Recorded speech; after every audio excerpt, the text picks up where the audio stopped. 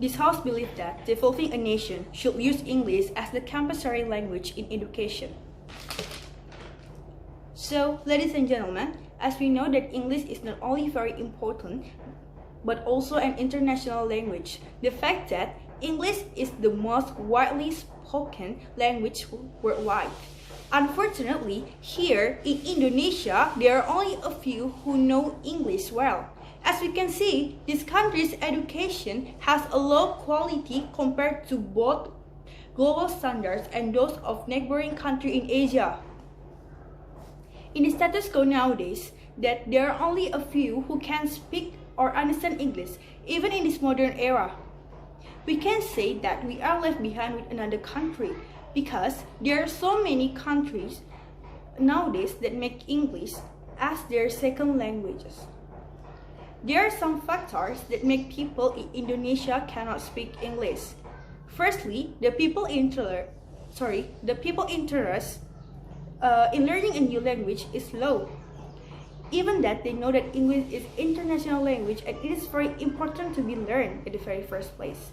And by having this matter, of course, it is not good for the development of a nation in the future.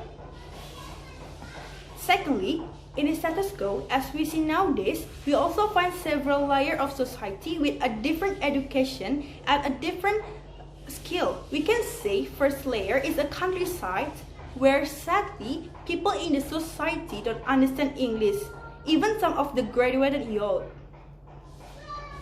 Second, middle educated society where they mostly have well education, but we will find them bad at writing, speaking, or listening skills. And mostly the teacher also they do understand when someone speaks English, but they hardly know how to respond it. Based on my experience, when I was in a primary school, I have asked my teacher about something in English. Then my teacher only give a unfortunately, my teacher only give not a very satisfying answer. And in the society, we also will find them speaking, writing, or listening English quite well, mostly in the big city. So welcome to my goal. Our goal in the debate is, we want all schools use English as a compulsory language, especially from the kindergarten. If all of you will ask how this system will work well, so here's my answer. First thing that you should know that in the kindergarten itself, we only introduce them about a very basic English or something about a daily activity, so it will make them feel easy to receive and practice the language. Because as we know, on their age, it will make them feel easier to receive something new because they were having a flexibility, it is very a good time for them to learn something new.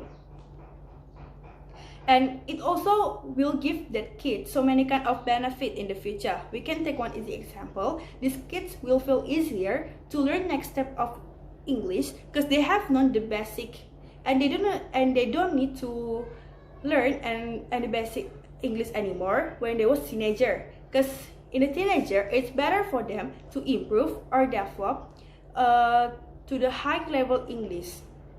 And this also will not make them feel left behind with another. Secondly, by having the system, it also gives a benefit for the person who doesn't have enough money to have enough financial to take their children to English course. As we know, in this era, not all people is able to have an English course because it is a very expensive and even cost Rp1,000,000. And the fact that by spending a lot of money doesn't ensure us to be able to speak English well. And the government itself doesn't provide a free English course for them. So we believe that learning from school seems to find a way out for this problem. Even if they say that consequently it will reduce the income of the English course, especially for the small course. So we will have a solution for this problem. In order to hinder a loss to small course, a school will cooperate with a new course. How? the schools will take a teacher or books from the course, and then the school itself will give a big promotion to the course. This not only give a benefit to the school, but also give a benefit to the small course in the very first place. I'm sure that the system itself will not harm the English courses business, because the fact that there are also many people who still want to get a course to get an extra addition English education or English skills. And the system that I said can only be used for those who are not having a good financial.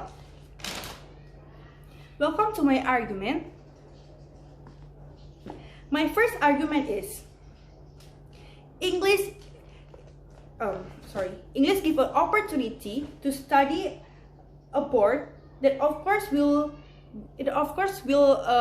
ensure us to get a brighter future. English will increase your chance to get a scholarships. Then there are a lot of international college and school who offer scholarship to international students, and their requirement is English proficiency.